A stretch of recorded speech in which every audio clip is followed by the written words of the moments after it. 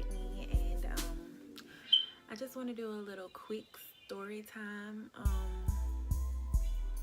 to give you guys a background on my family, my kids, why I decided to do this YouTube channel. But I'm Brittany. I am 31 years old, and I am a stay-at-home mom of four. I'm taking care of my oldest daughter, Jalea, who has special needs. She has the CAS gene disorder, which causes cerebral palsy, so they're kind of linked in together. She can't walk, she can't talk. She was born with a very small head because her brain wasn't developing, and it grew a little bit since she was born, but it's pretty much small. She has a small head. But when I was pregnant, I got pregnant at 16. I had her at 17. So when I was pregnant, I didn't know, how to properly take care of myself while being pregnant. I wasn't eating right. I was playing around. The dad at that time, he's young too. He's like a year younger than me. So, we wasn't cautious. Like, we was running around playing and play fighting and stuff when you're not supposed to do that while pregnant. So when I was about 5 months, I got an ultrasound, and they didn't tell me, but they told my mom that she wasn't growing. And they was like, just tell her to eat more and make sure she eats like every 2 hours and all of this. It even got to a point where I had to drink a milkshake every night before I go to sleep, just so that my baby could grow and gain some weight or whatever. She did. She gained a little bit more than what they thought. When I had her, they were thinking that she was going to be below 4 pounds and that they were going to have to put her in a NICU and stuff. But when I had her, she was 5 pounds 7 ounces. And she had some features of Down syndrome. So they were thinking that she had Down syndrome, but really it was the CAS gene disorder. But they did tests and all of that. But everything came back negative. She didn't pass her hearing test, so we thought that she couldn't hear. She didn't pass her vision test, or she had to go to a specialist after. So for about, let me see how long. I want to say about a month or so, we thought that she couldn't hear. So we would always go around here and make noises and stuff to see if she could hear. She would never jump or anything. She just peacefully slept. So we was like, she's not going to be able to hear or whatever. So when we took her to the doctor, they was like, she can't hear. So that was a relief that she could hear. And she did a vision test, and they said she can see. She has gaze palsy and baby doll eyes. Her eyes change colors, and they just look like baby doll eyes. And she does have mild hearing loss, but she can't hear, so that's good. When she was about 3 months, we took her to a neurologist because her head was so small, and to get some answers from him. And right then, they didn't know exactly what was wrong with her, but he did tell me at that time that she wasn't going to be a normal child. So that was a shocker. I got very depressed. It was a rough time. It was a very rough time. So he gave me those news. My mom actually took her to that appointment because I was still in high school, and she told me when I got out of school. So I was like, well, you know what, me and her dad, we're gonna get through this and all of that. Told him about it, and he was nonchalant. He didn't care. He didn't want to hear what I was saying, which it was hard. That was hard. I grew depressed, and I just went through a rough time. But my mom was there, my sister was there, my sister friend, Charmaine was there, and I just had a good support system from there on out. A few years later, when Jalea was 3, I met my second daughter's dad, and we were together about a year and a half, and I thought everything was gonna work out. Find out he was a compulsive cheater.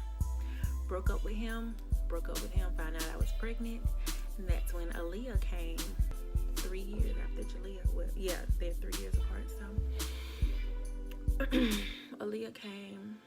That was a rough time in my life because I was still, Jalea had her doctor's appointment, her therapist, and all of that, and it was rough. So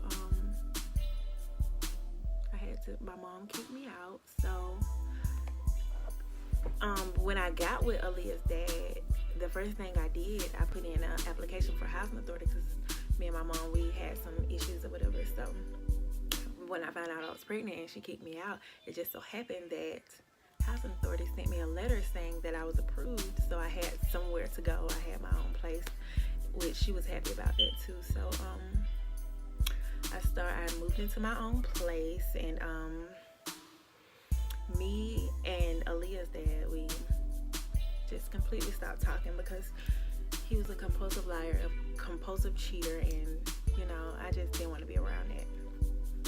So then my oldest daughter, Jalea, her dad came back around, and I was like, you know what, I'm gonna make this work because he's the father of Jalea. He can help me, and he's stable. He was in the military at the time, so I felt like that'll be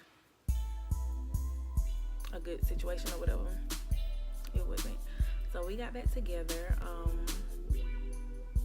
Actually, we didn't immediately get back together, but he got sick.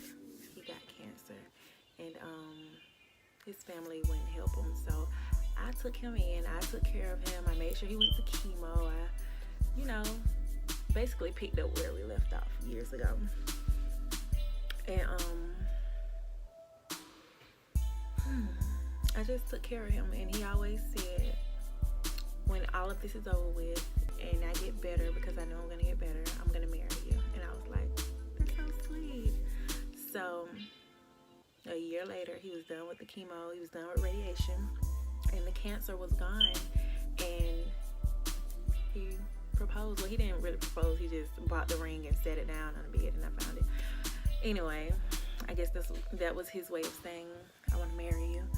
So we was, everything was good, and then all of a sudden it's like he clicked, and he just got real mean, very, very mean. I don't know if he was depressed about the chemo or whatever, but he would drink a lot. He was going out like Thursday, Friday, Saturday, Sunday. He was going out to the club, staying out all night. And when you are sick like that or getting over something like that, you are supposed to take care of yourself and be at home. So he wasn't doing that. He was taking stuff out on me. He would get mad about different stuff, and one day, I don't know what I said, but he hit me, and I was like, me of all people who take care of you? And I'll just put it in the back of my head, okay, he's going through a lot. So another situation, he wanted his friends to come over to watch the game. Mind you, I have 2 small girls, and I'm just like, no, I don't want all your homeboys over here. I want to just be with my kids, and you.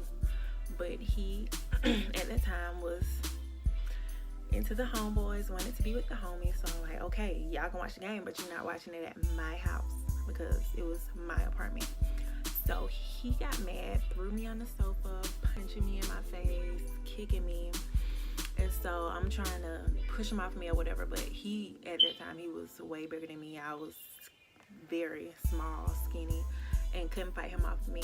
So right before he got up from beating me, he kneed me in my mouth, and I have this permanent scar here.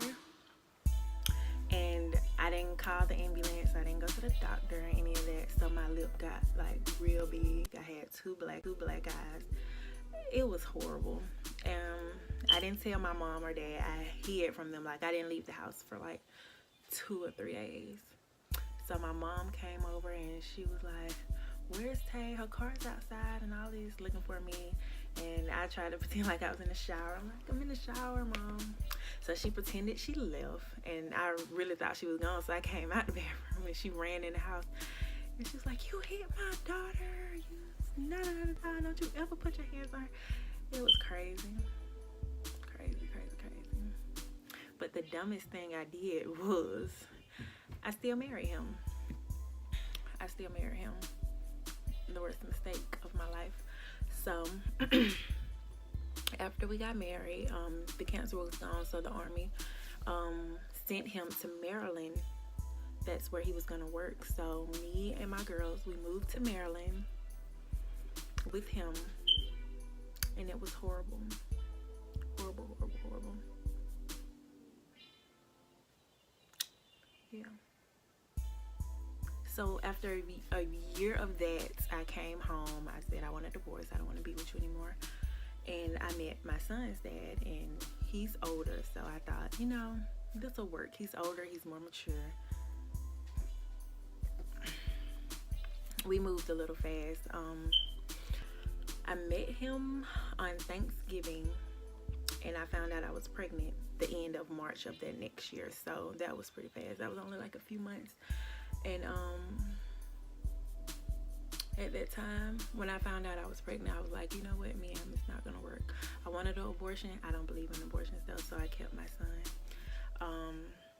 After that, I was just single. I finished school. I got my degree in cosmetology, and then I got my degree in early childhood, and I just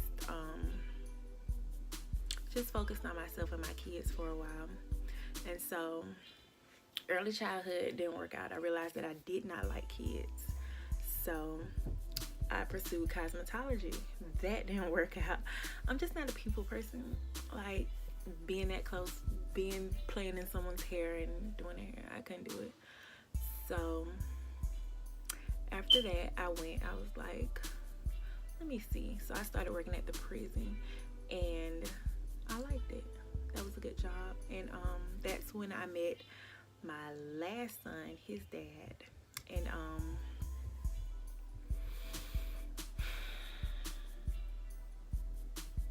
it was horrible. I don't know.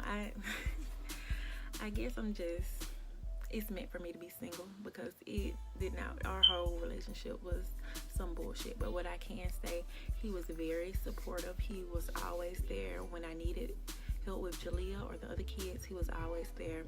He was at every doctor's appointment with me, Jalea's surgeries. He was there. But me and him being in a relationship did not work.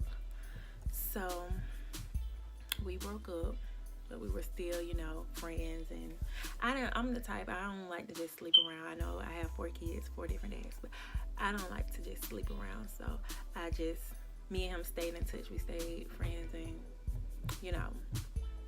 and then I ended up pregnant.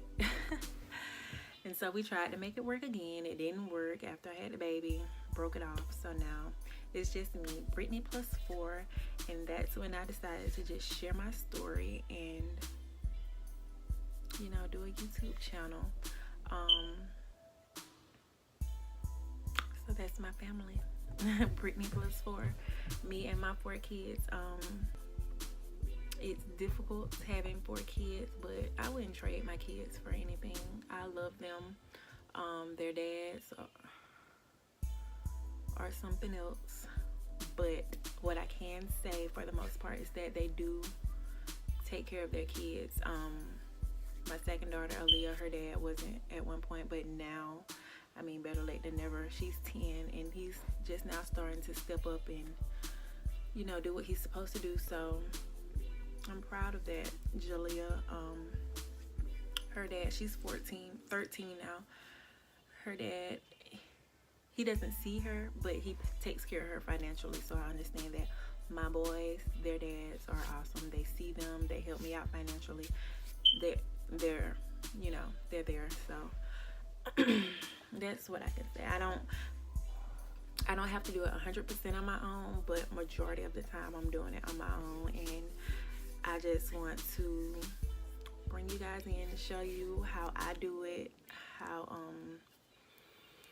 how we're making it Brittany plus 4. And thank you. If you have any questions, any suggestions, anything you want to see, um, just leave it in the comment section below. And thank you guys so much for watching.